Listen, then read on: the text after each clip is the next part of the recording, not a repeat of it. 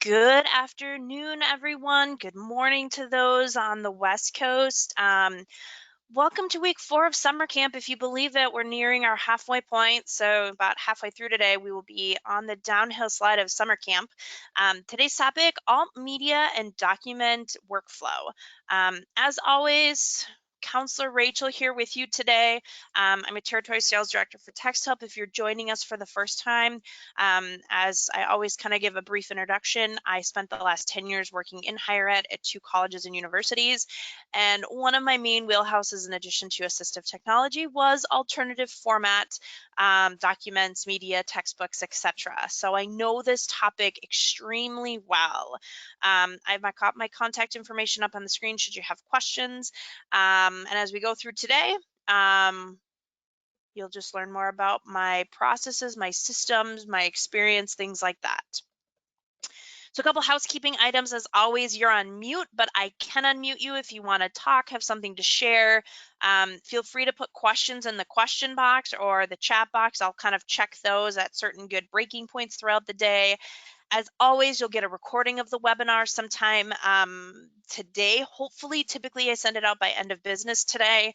And then with that, obviously, slide deck. And there are no additional resources today, just the slide deck and the recording.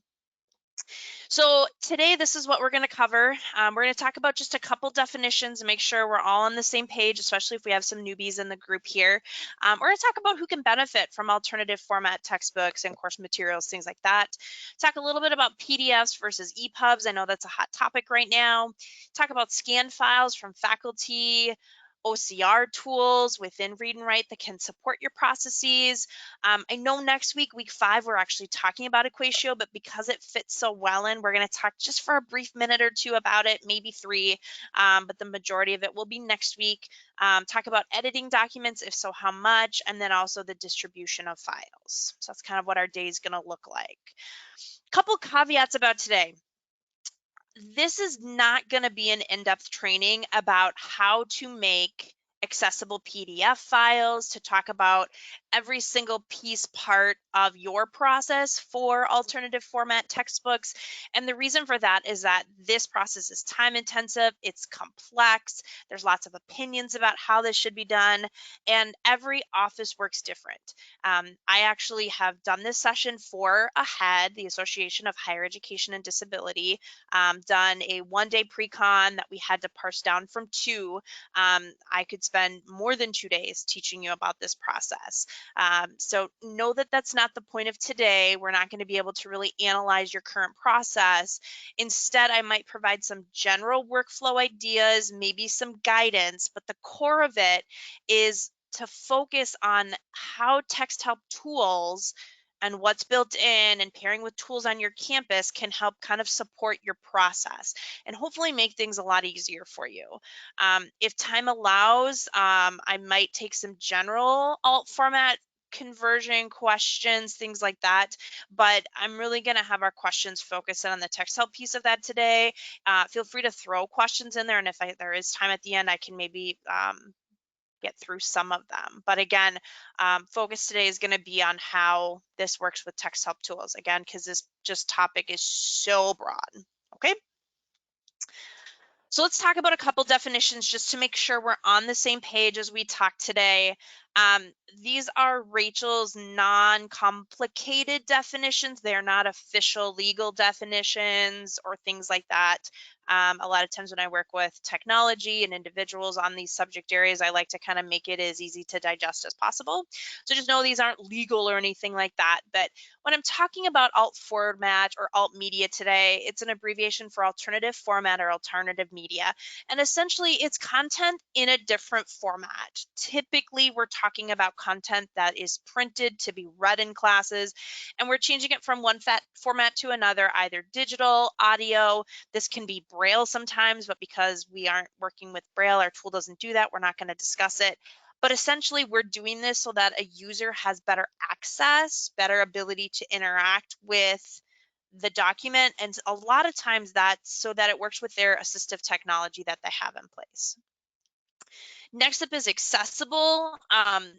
There are varying levels of the word accessible. the one that most often sort of comes up when we talk about documents, for example, is around fitting standards and guidelines for the assurance that the content can be accessed and interacted by those with disabilities. And that might be with the screen reader, things like that. We'll talk a little more about this. This term might come up a little bit, but no, that's kind of what we're talking about here. And again, these are super basic definitions, okay? The two kind of most important ones today, other than alt format, alt media, is going to be image versus readable PDFs. Essentially, imaged PDFs are PDFs that visually you can see that there's text on them. It is a text document, but the way that the document is created, the computer doesn't realize that there's text on the page. It thinks it's an image. It thinks all those letters are a pretty image instead of actual text, which makes it tough for assistive technology to read the document. Okay, but a readable PDF is a PDF with text on it. It's been optical character recognized so that the computer knows that that is the letter C, that's the letter A, and that's the letter T, and that spells cat on the page, and typically can be read by assistive technology. Now, just because something is readable does not mean it's accessible. Typically, though, if it's readable, it's a step towards accessible. Even though we sometimes will say things like, oh, this PDF is accessible because it's readable by a piece of AT. So just know that there are, these high level standards and guidelines that help us to know this is actually a accessible document, but there's these kind of other levels too. So hopefully that makes sense to everyone. All right. So let's quickly talk about who can benefit from alternative format materials. And this is something that I talk to people quite a bit about in sort of all of the trainings that I've done over the years with individuals in our field.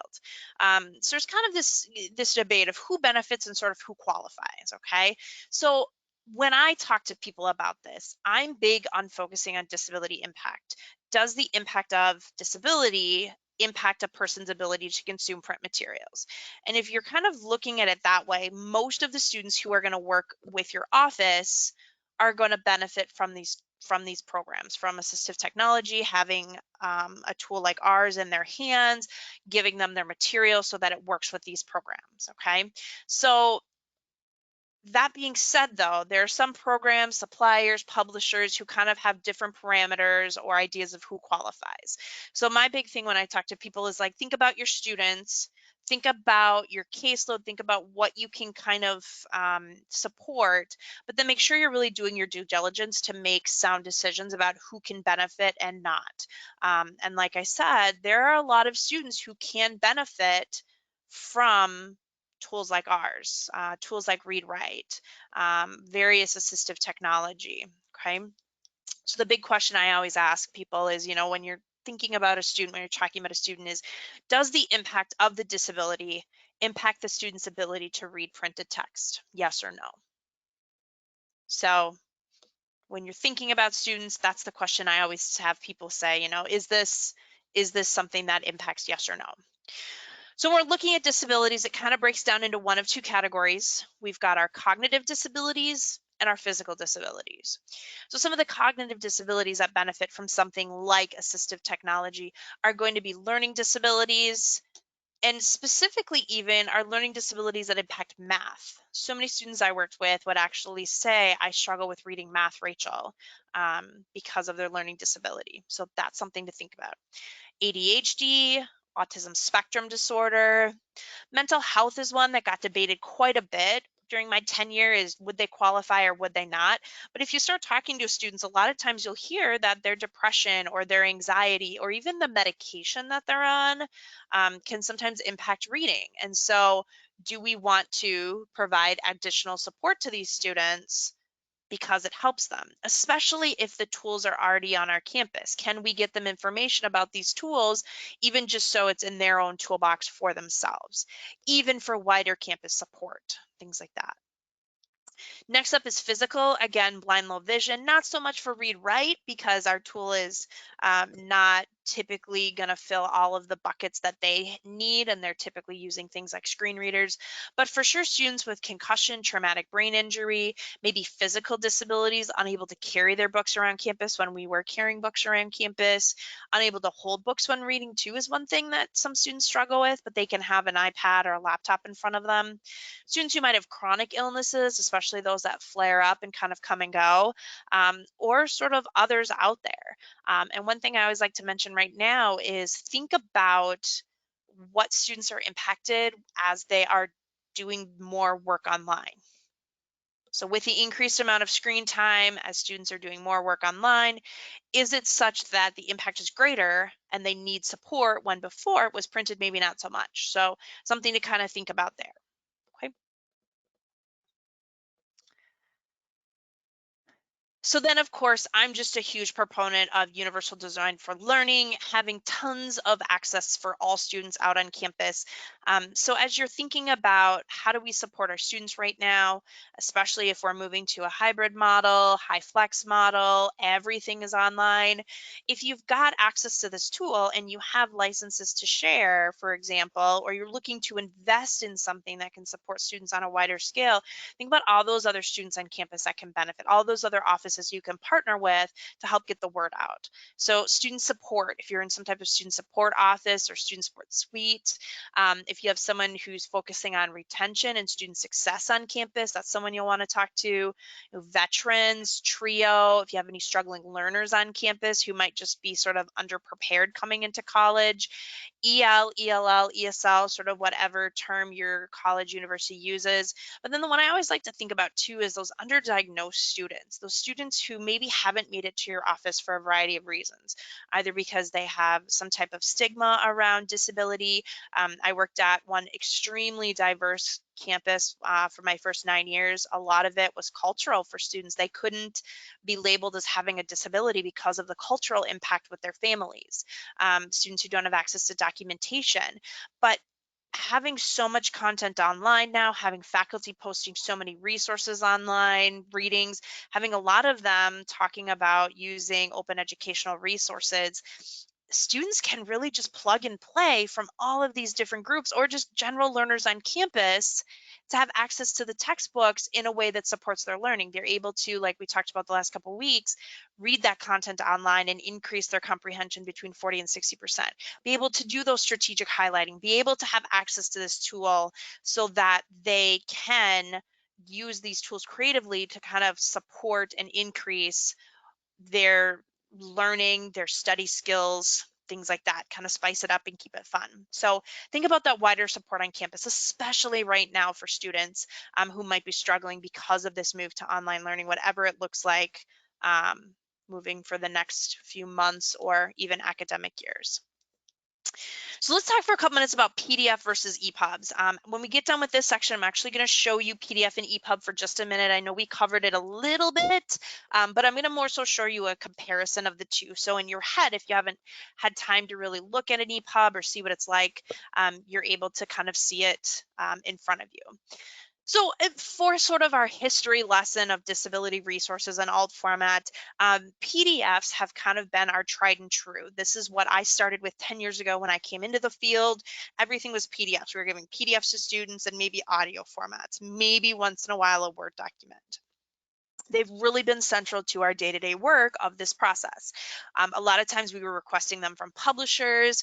Eventually we were able to sort of get these clearinghouses together to order them from, so it made everyone's life a little bit easier. You might be doing some editing in-house of these files or did do editing, and then from there you'd somehow get them to students, whether that was, when I started, we would burn them on a CD for students. They could bring in a flash drive.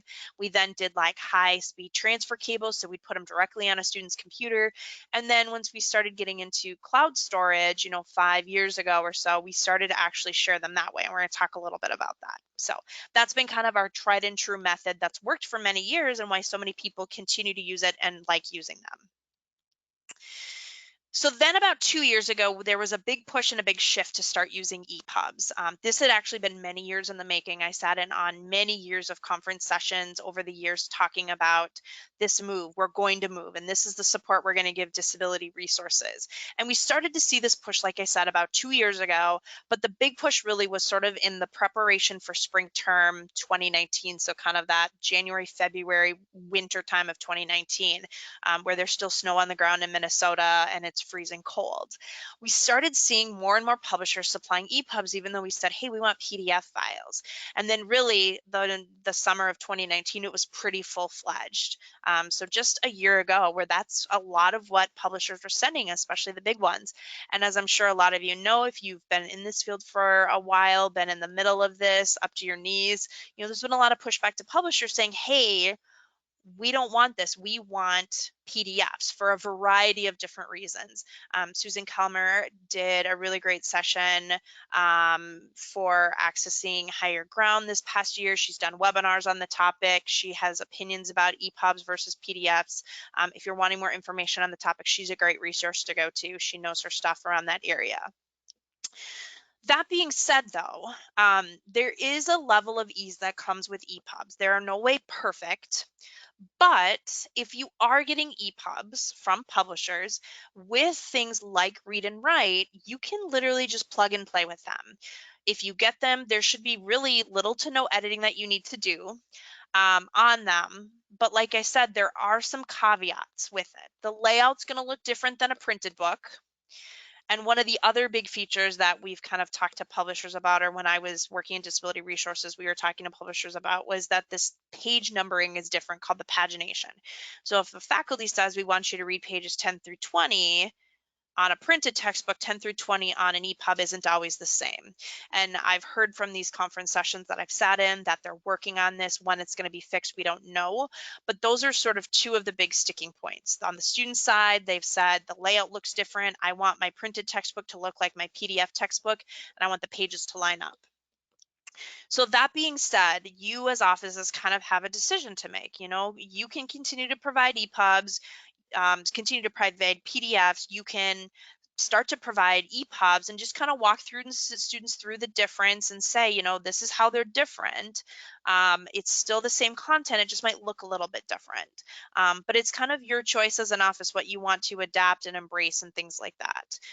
Of course, there's the debate of whether it's equal access, if it's student preference, things like that. The key though is that our tool, Text Helps Read and Write, we actually rebuilt our EPUB reader this past spring because of this, and it's very easy to use. It looks very similar to the PDF reader, and I'm going to show you it in a minute. And there may actually be some time savings on your end, not having to push back on the publisher, maybe not even editing. But again, this is every office gets their own choice in the matter, and they get to pick what works for them. Okay. So let's see this in action. If you haven't seen a comparison of a EPUB, I'll show it to you now.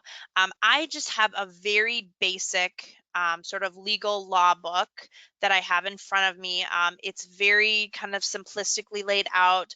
There's not a bunch of little vocab tables, little pop-ups, word art, things like that make it a complex PDF. It's pretty basic, but you can always go out there and try to find comparisons. Just download one of each and look at how they're different, play around with them. I encourage you to do it. Both of these were free that I found online. I found, free open educational resources, downloaded a PDF and an EPUB one, and this is what I got. So this one is sort of like a criminal justice book, but this is our PDF. It's in our PDF reader. We've got our PDF reader toolbar up at the top. If you joined us for 2 weeks ago, or week 2 of camp, I should say, I think it was actually 3 weeks ago when we did the session. This is our PDF reader. If you don't know how it works, aren't familiar, go back to week 2. The big thing though is that you can see it looks like a fairly, linear textbook. You've got text, you've got pictures. We've then got more pictures in here. There's a couple tables, things like that. Okay, so that's what this textbook looks like. Again, it's very linear. It's pretty straightforward, pretty laid out.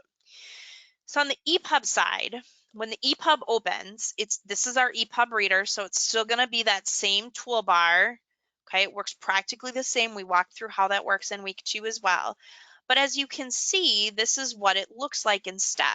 Okay, so instead of scrolling sort of down, we're paging kind of left and right here. Okay, again, those pictures are kind of in the same spot because it's a pretty linear textbook. Oops, let's try clicking the correct way. So it's just sort of more boiled down in this way. We have everything a little bit more linear, even though the PDF was pretty linear, it just everything sort of comes in an order. These pictures are put in page break areas, okay? So it looks fairly similar. Where things start to look a lot different for students is, again, if you've got a complex PDF with lots of images and tables and graphs, and you've got text wrapping around things, then it really does start to kind of show in a student's head what it looks like. But some of them pretty similar. And again, with this, there's really no page number. So it can be tricky for students to know what it is they're supposed to read. And how much is on each page sometimes can be different. So kind of the difference, again, I picked sort of a basic book to show you that there can be similarities if it eases sort of your workload in your office, but for some students, the way it is laid out can be really troublesome. So work with your students and kind of figure out what works best for them, okay? All right. I'm not seeing any questions. Let me just check the chat. Not seeing any chat. Fantastic. On a good page. All right. So let's talk about scan files from faculty and what we should kind of think about there with text help tools. All right. Inaccessible course documents. I'm sure that you have seen a surge in the number of these given the move to the online hybrid learning model from completely online for spring and or what it might be hybrid, high flex, or completely online for fall. I will say that there are lots of campuses over the last few months who this move to online learning has really been kind of that push to get them to adopt wider campus initiatives and technology to support this assurance that the course documents that we're putting online for students are actually more accessible. They're either, fully accessible PDFs that have been remediated to fit those guidelines and standards, or we are making sure that at least everything is a readable document and readable PDF and not an imaged file. So there's varying things, but what I can see is that there's progress, which is what's important in my eyes. There's movement being made. Rome wasn't built overnight, neither is campus-wide accessibility. Whenever I work with schools, whenever I talk with them, when I've consulted with them, I've said, what's important is that you're making baby steps forward, that you're continuing to move forward and propelling yourself to the next task. So this is super important. And if these files are readable, students can just plug and play and put them in a tool like this, especially any student across campus, like we talked about. That being said, some offices are needing to still do proactive work with faculty because they want to make sure that the students that work with their office, Disability Resource Office, really don't have to jump through any more hoops. They don't have to worry about on a Sunday evening going into LMS system and saying, oh my gosh, I have this PDF, but it's imaged. I don't know how to access it. I can't get my tool to read it, et cetera, et cetera. So some of this proactive work can be around training faculty to ensure that they're OCRing their documents, maybe letting them know that the library is supporting you or instructional designers are supporting you, or maybe it's your office that's doing this step. And kind of the secondary side of that is training students to OCR their own documents. If a student were to come across something, is there an OCR tool that they can quickly, easily use to OCR their document themselves? And that's where I want to talk about the fact that Read&Write does have an OCR tool built into it. And we kind of have 2 or 3 sort of that we're going to talk about. So you can both train the faculty to use these tools. So it can be something that, if you have a campus-wide license of Read&Write, or if you have just a few licenses, you could look into more. Faculty can OCR using the tool, and or students can do it as well if they run into files that aren't readable. And I see that there's a question. I'm going to hold this question just until we get to the end of this section because it's all going to kind of tie together. So we have 2 different tools sort of in Read&Write that will help with scanning, and then we'll talk about kind of a third one here in a minute. The scan tool is an optical character recognition tool that's built into the desktop version of Read&Write, both Windows and Mac. Okay, and then on here, just say Read&Write for Google Chrome. We'll talk about that in a minute, okay?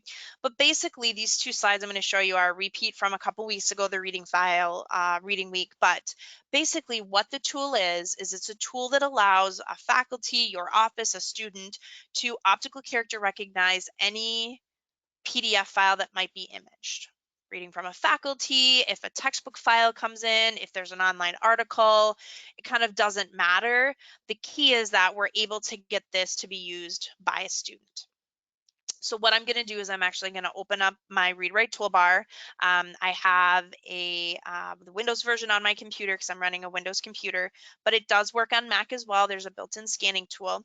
And I've got this environment imaged file here. It's an imaged PDF file. I'll actually open it up quick while Read&Write opens so you can see it. But it's an imaged file. Obviously, it's really marked up. I'm sure you've seen one of these. One of the questions I always get quite a bit is, how does it do with underlining and highlighting? And it's, the file is only as good, sort of the OCR file is sort of only as good as the source file. So if you've got a really cruddy source file that's marked up like this a lot, you're not going to have the best OCR experience. But if you have a really clean PDF that looks nice, you might actually get a really decent file. But within our toolbar, we have the scan tool up here. All you do is simply click on it. From there, it's going to open up a window. It's going to take a second. It's thinking.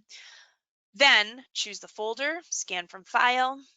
I can either select by selecting the file, or I can click and drag it from my folder, whichever one I prefer. It's going to ask me, do you want just the first page? Do you want the whole thing? Just a couple of the pages? Go ahead and change that. Choose then if you want to make it a PDF or a Word document. Then you click scan, and what it's going to do is going to ask you where you want it saved. And I'm not actually going to do that for you because it takes a minute based on how long the pages are, kind of how murky they are. But know that that tool is there. So even if your students are using the Read&Write for Google Chrome version, I always encourage them to kind of have the backup version on the desktop of their computer in case they run into a file like this that they're struggling with. Okay. Let's hop back into our slide deck. So then the second tool, and I realize I have the same slide twice. This one should be the screenshot reader tool, which I'll actually hop out and show you. I was going to do it anyways. I'll go in and fix up the slide deck. Sorry, everyone, for that oversight. But how it works is anything on a computer that's visible, you can, using the screenshot reader tool, either on the desktop or within Google, click and kind of crop a box around it. And what it'll do is it will read out loud to you. So our tool will indeed read something like this content here using the play button. But if for some reason a student were to be given an imaged PDF, for example, and they don't have the desktop version of it downloaded and they need to read something on the fly, or it's an imaged file, it's literally an image with text on it, text-based images, you can use the screenshot reader. Literally just click and drag around whatever it is you want read. It will OCR it on the fly, and you'll be able to hear it read out loud. And I've got my speaker really low. Scan. And it will read out loud to you. And this is literally anything that you can see on your computer, really whatever it is, okay? Doesn't matter where, what, how, it's all there, okay? So then the last one that I'm going to show you is our SnapVerter tool. SnapVerter is an add-on that works with Google Chrome. So if you're a Google Chrome campus, this is something that you'll actually want to take a peek at and think about getting. How it works is it's an OCR tool that's built into Google Drive. And again, it's an add-on for Read&Write. But how it works is everybody on your campus would get this folder added to their Google Drive account. Okay, it just says SnapVerter. It's got 4 folders within it. Drop here to convert, failed, in progress, and finished. Pretty straightforward. If you have an image file, a file that needs to be OCR'd, so we're going to open up that same environmental image here. What I can do is open up the drop here to convert file. Go ahead and literally drop it into the folder, copy it in there, and it should be copying. Oh, nope, it's being finicky. Give me a second. Let me pull it in again. There we go. It's going to load into the folder, upload itself. As soon as it uploads, our OCR tool is going to pick it up. It's going to move it. Oh, I'll leave it open until the file gets in there. It's going to pick it up. It's going to pull it into the in progress folder. And once it's done, it's going to drop it in the finished folder. And it's going to take a couple seconds for every page. But what's nice is that you can drop a whole bunch of files in the drop here to convert file. It will automatically pick them up one at a time, move them in there, and then when they're done, they'll be in the finished folder. So instead of having to upload each one to the toolbar or to the scan tool, it just does it automatically. So the tool is an add-on for convenience, essentially. Okay. Let me hop back into my slide deck. I'm actually going to reload this page so that our screenshot reader goes away. And we'll get back to where we were just to make sure. Here we go. I didn't miss anything. Oh, hit everything on there. So that being said, before we mention Equatio, there's a handful of questions. Let's check out what they say. We got a bunch of them in there. What about scanned book chapters given by professor? Tell me more what you mean by what about scanned book chapters by professors. Jose asks, I thought you needed a site license to be able to use read-write for remediation. Jose, if you're for remediation, if you mean OCRing, if you're using the desktop, no, the OCR piece comes with a single license for sure, group license, domain. Our tool doesn't do much other for remediation. We can't like tag PDFs, things like that. But we do have the OCR built in for sure. Okay. And Shannon asks, why do we have to save the scanned file? I've had issues with the saved file not being read. Interesting. Typically, scanning the file just makes sure that we save it correctly. So it's in the new version. We aren't like something like Adobe where it will scan OCR it and then it will again then kind of OCR on top of it. It does save it as a different file. It should be being read. I'm happy to spend some time with you to figure out what might be going on. So I'll reach out when this is over and we can kind of play around and figure it out. And then can you use SnapReader even if you aren't a Google school, just so long as you have a Google account and a Google Drive? Shannon, from what I know as a customer and also working here, it just works with Google. I'd have to double check if there's a way to kind of bridge it into a Google account or not. I'm not sure if we could set it up for something like an individual license, things like that. So let me check into that too and I'll follow up. And then Jose, can we see the OCR files being read? Are you wanting the ones that I just tried to show, or are you wanting to, like, if you're doing this on your own, Jose? I'll give you a second to kind of follow up here. You wanted to see the files I just converted being read? Yes, absolutely. Sure, I can do that. So what I'll do here is I will hop back into my SnapReader. By now, the file should be finished. And there it is. I've done it a couple times. What I'll do is I'll open it up. I'll ask it to open up with Read&Write for Google Chrome. Now, again, this is a pretty lovely file. I've worked with many of these in my day and age, and sometimes if they're really marked up like this, if they're underlined, the OCR technology just has trouble, especially if it's been copied a bunch of times. So there are times where you may have to kind of abandon this poor original file quality and then instead kind of start from scratch, see if you can work with the library or the faculty to get another copy of it. I also have great stories to share with you. I'm going to open this up again. It's being super pokey for some reason. But what I've had to do in the past is this past fall, actually, when I was working at a school, we had a file so horrendous that I actually had to sit there and we started trying to retype it. That was not working well. And so instead, we ended up actually dictating it. I sat there at my desk for an entire 8-hour workday, dictated like a 100-page document for a student. And then I had my student employees go through and back end edit the Word document because the OCR scan wasn't working. We tried to OCR it, it wasn't doing well. We were trying to export it into a Word document, and the cleanup was just too much. But so here it is. Here's my OCR'd file. Again, the scan isn't great, so some of this has to do with, how good the scan is, but you should be able to. Before beginning these arguments, I need to clarify how I propose to test an adequate environmental ethic. So there you go. It gets read out loud. Okay. Let's see if there's anything else. Doesn't look like it. Keep the questions coming. Let me know if you have more. Let's hop back in. Let's talk about scanning with Equatio quickly. All right.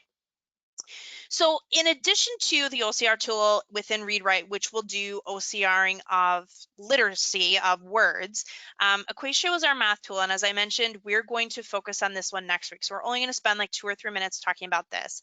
But our Equatio tool actually has an OCR math tool built into it. So if you are needing to do any type of conversion for math and science content, Equatio is a tool you might want to take a peek at, or make sure you tune in or watch the next week's summer camp week of content. It does a whole lot of other things, but for disability resource offices, this is one feature that really kind of stands out as something that's important and super useful. But our Math OCR tool, actually, we can take, just like our screenshot reader that I showed you a minute ago, we can actually kind of draw boxes around math equations. We can turn them into editable math equations, and then actually take that and make the MathML, LaTeX, or even alt text for these images kind of from the get-go. So if you're needing to create accessible files for either students who have disabilities that impact math, or blind low vision students who need something like MathML to be read with a screen reader, or something like JAWS or a different screen reader or braille, things like that, you can use this tool to kind of help with the process. The big key with this is that if you currently are using things like equation editor or math type to create equations for students in order for it to be read by whatever assistive technology it is that they're being used with, using Equatio kind of in this creative way that we kind of fell into can save you about 2/3 the amount of time to convert a math book, which if you're outsourcing, it's tens of thousands of dollars. There's a lot of schools that hire students who are math majors, science majors to help with the creation of this content. Literally, you can have zero math experience and you can crop these images with the tool I'll show you in a second, turn it into accessible math for students, and away you go. One of the things that we're currently working on is being able to actually OCR an entire page of math.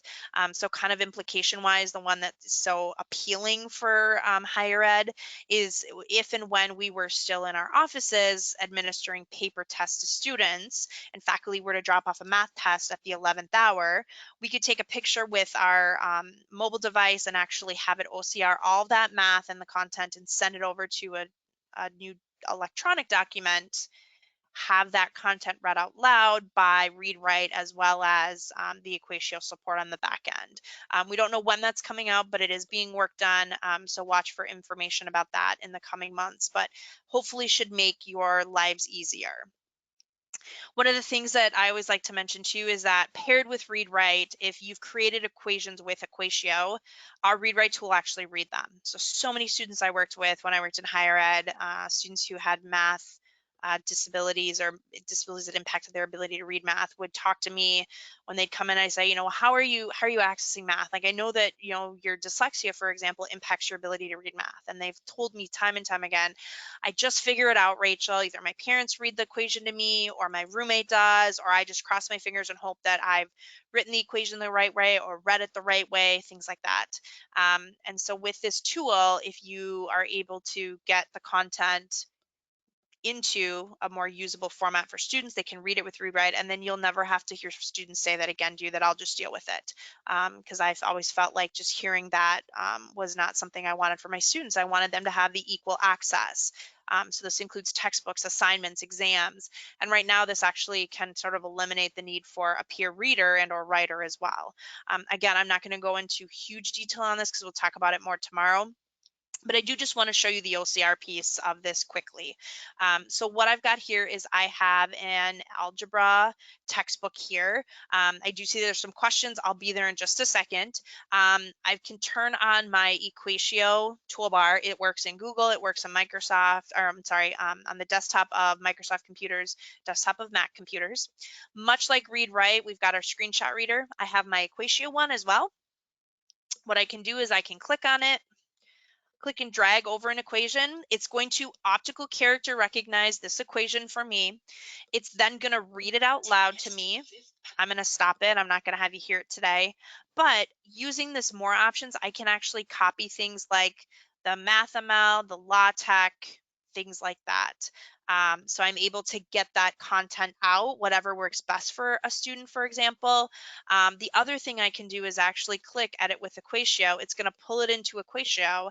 And if I ever have to, for example, add it into a document, I can always copy it, for example, insert it in, and then that MathML and that alt text are actually going to carry into here. We've got our alt text in the title, MathML in the description. So that is there as a way to help you OCR math. Okay. Again, we're not going to spend much more time on this today just because that's the focus of next week, and we'll kind of go over all of the different features of it, but just kind of whetting your palate for next week. So Jose says, I may have been confused. Read/Write site license requirement with Equatio. Is there any way to edit the text after OCR? So Read/Write is one site license, or you can get a certain number of licenses, Jose. Same with Equatio as well. So Equatio is another tool in a kind of text help suite of tools. Read&Write started off as just literacy. Then we created this math program, and what we figured out we're able to do is do this optical character recognition on math because we have those math OCR engines built into the back. And while we have not merged the two Read/Write and Equatio softwares together, we found that the way that each of these work, they actually kind of play off one another. In order to do the Equatio OCRing, you do have to have a full campus license though. But if you were to have the full campus license of Equatio and have students in the Disability Resource Office wanting to read the content, but only needed a handful of Read/Write licenses, you could do that. So you could have the full license, students could just have one-off licenses or a group of licenses or your whole campus, but the OCR piece only comes with the full Read/Write license or full Equatio. The scan piece with Read/Write, that should come with every license as far as I know, unless something has changed. And then Robin says, will you show an example of Read&Write reading math content? Robin, since I've got that example queued up, I will actually play it quick for you just so you can hear it. But like I said, tune in next week and you'll see it read a bunch more times. So I'll do that really fast because we've got a minute. So this is just a basic polynomial algebra equation, but it's going to OCR and I'll have it read out loud quick so you can hear it. 10x to the fifth power plus 2x cubed minus 1 to 8x to the fourth power minus x cubed plus 16x squared. So there you go. From what I've seen, there isn't anything that it can't read well. It reads super basic math. It also reads pretty complex math too. So, all right, let's talk about editing documents for a minute. If so, how much should you be doing? And that really depends. And a lot of times this comes down to PDF and Word documents. So what I always like to say is, every office is different. The capacity of your office is different as well. The students you're giving these files to are different as well. So you may not have to do a lot of editing because maybe a file comes in and it's really pretty, it's in really good shape, and the student can easily navigate it. So you kind of have to decide what your capability of your office is And also the thing I always like to talk about is not putting a burden on the student. You don't want to make a document challenging for them to navigate, to get through, things like that. Just as a clarification point, our tool does not have any type of PDF editing built into it. That is done in a different software, and there's a handful of them out there. Various schools and offices use different ones. The key though is to know that if you just need to do basic OCRing, our tool has that built in for sure. If you're needing kind of general guidance on somewhat all editing, things like that, things to think about with documents are going to be if they need to be optical character recognized. Again, are they that image or is it a readable file? So that was kind of step one where I started always. So know that our tool has that capability built in. But if you're wanting to do kind of anything 2 through 4, 6 even, that's going to take something that our tool does not have built in. We do not have a remediation PDF tool. Cropping files, for example, anything like printer marks from a publisher, extracting chapters or breaking a book into smaller sections so it sometimes loads faster. With our tool and with really any AT tool out there, the bigger the file, the longer it takes to load. So if you have a 1,200-page chemistry book, which I did work with some students on when I was working in the field, it would take them 5 minutes to load their textbook every time they wanted to get there, and then they'd have to navigate to the chapter versus do you cut it up into smaller sections and make it faster for loading, for example.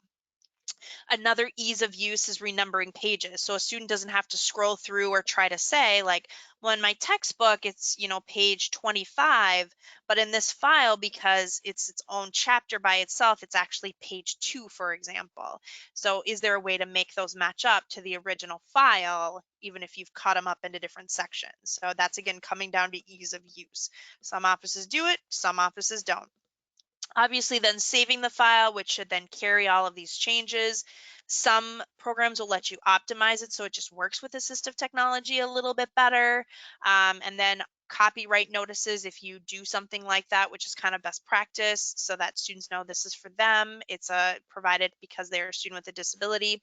And from there then is distribution. How are you actually getting books into the students' hands? So we kind of hit on number 1, we have the optical character recognition ability, and then 8 down at the bottom is distribution. Okay, so we're going to talk about distribution in just a minute. I mentioned this before, but editing EPUBs is really limited in what you need to do a lot of times, but a lot of times it's because they're not meant to be edited. They kind of come as is. They're kind of locked down too. In order to do editing, you have to kind of pull it into another program that changes the file format, and then it kind of spits it back out as an EPUB. If I ever did have to edit EPUBs, that's what I would do. You'd have to almost pull it into another program. It would change it into a different file format like a document or a docx. You'd have to do the editing, and then you'd have to say, well, now I want it back as an EPUB file. It's complex sometimes. It can be challenging. Part of the reason that EPUBs are the way they are is publishers and the publishing bodies and the governing bodies who are kind of working with this are wanting to make it easier so that there really isn't editing needed. So again, what you need to do with EPUBs is pretty limited, if anything at all. So just checking. Let's see. Robin just said that's what she wanted to see from the Equatio read-write conversion. Read-and-Write will read a Word doc with math in it as well, absolutely, if it's made with an Equatio image. So had I inserted, Robin, that equation into a Word document such that I was recreating a textbook, for example, and the text of the document was the text, so the instructions of the worksheet, for example, or the test, and then made the equations with Equatio images, it would then show and read with read-write. So perfect. She said that's exactly what she wanted twice. Awesome. Glad that's what you needed. All right, let's talk about distribution of files for just a minute. Whenever I worked with offices around workflow, consulted with them, did the ahead pre-conference sessions, we would talk about utilizing the tools that you have access to. Some schools are setting up complex systems of how they're distributing files to students, having students still come into the office, even though in this day and age there's so much technology. And the thing I'd always come back to is like take stock and inventory of what you have access to, and what are your students already using. And what kind of resonated when we talked about this so much was schools recognized that they had at their fingertips cloud storage and the ability to distribute without having to create extra files, make students come in. And this is more important than ever now, given that so many of us are working from home, and or on top of that, the students are also at home too. So most schools, higher ed, are either Google, Microsoft campuses, or some combination of both, or are both, depending upon students or faculty. And what we would really talk a lot about is that students are already typically using Google Drive or their OneDrive account. So why not just move yourself to distributing files using these platforms? It tends to be pretty streamlined, tends to be pretty easy to set up. You can share files with students anywhere, anytime, and likely if you've got a staff that's helping with this, any or all of them can do this from their own computers too, because again, it's all up in the cloud. You can get to it anywhere at any time.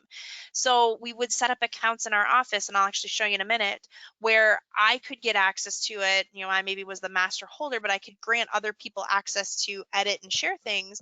And then if and when students needed things and I was, say, on vacation, out of town for a conference, things like that, they could then step in as well. Okay. So basically, like I said, create a master file for each term is what we would do in our offices, and a lot of offices do. And then within that folder, actually create subfolders. You can then drop copies of textbooks or readings that you've pulled for students, that you've worked on for students. And then if you're an office that needs receipt for students, once you have that, you can share the chapters, readings, files with students. A lot of times this will then send students a notification in their inbox saying, hey, Rachel shared a file with you, which then can prompt a student to go in, access, move, organize, download the file kind of wherever it is.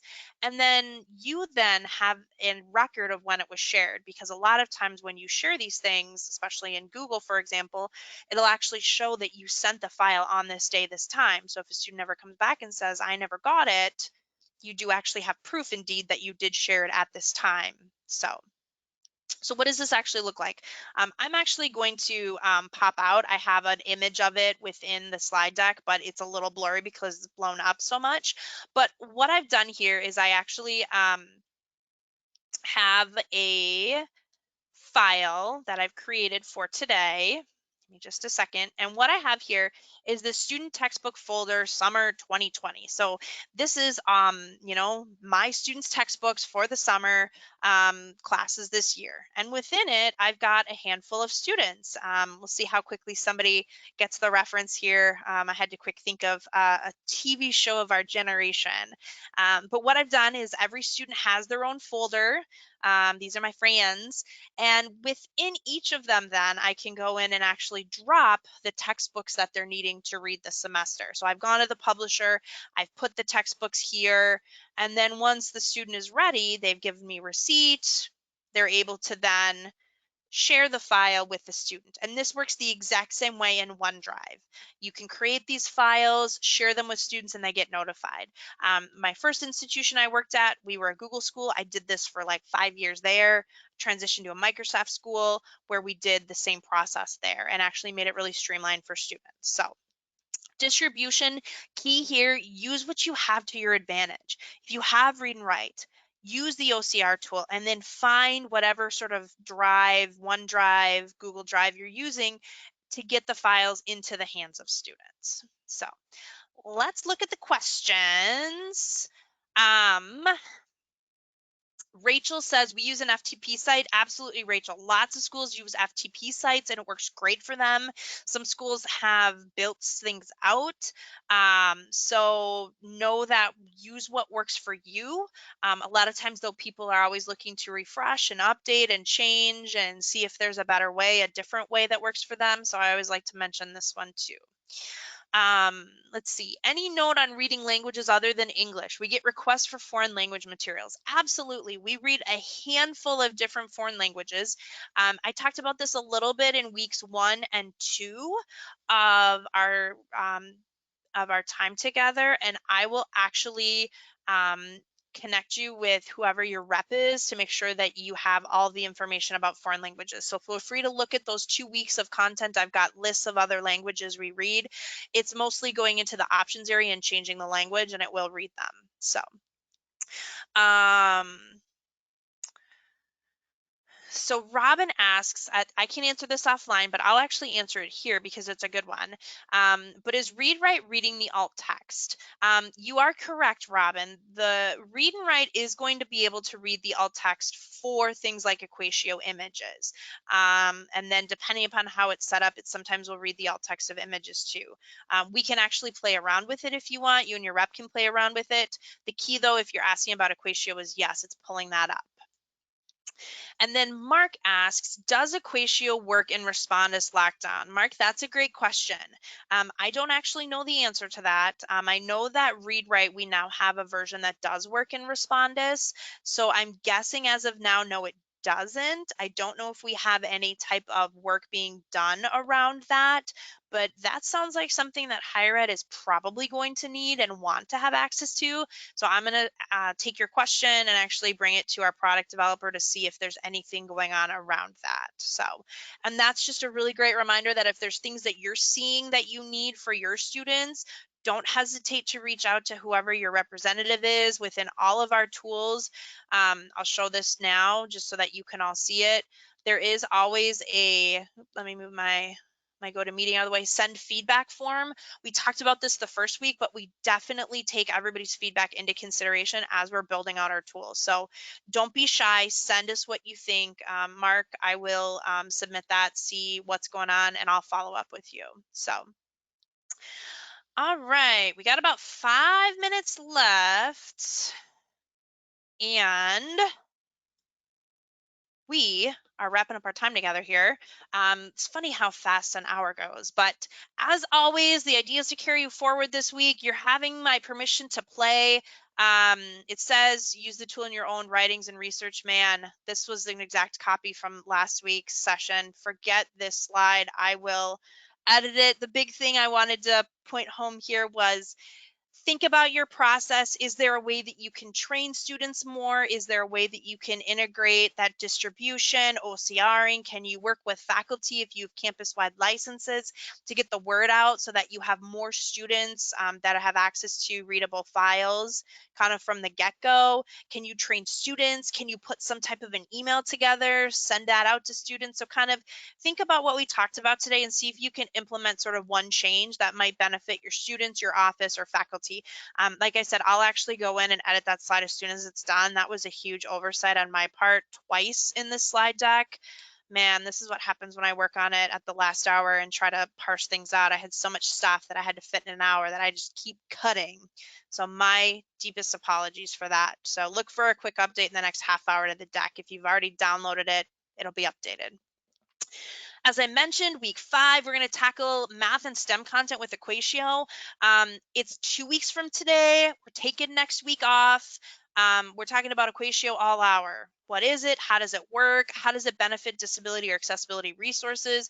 And then also the wider campus community too. Mark, I'll follow up directly, but I'll actually probably get an answer about Equatio and talk about Respondus if there's anything going on there. Yes, no, maybe so for next week. Same time next week.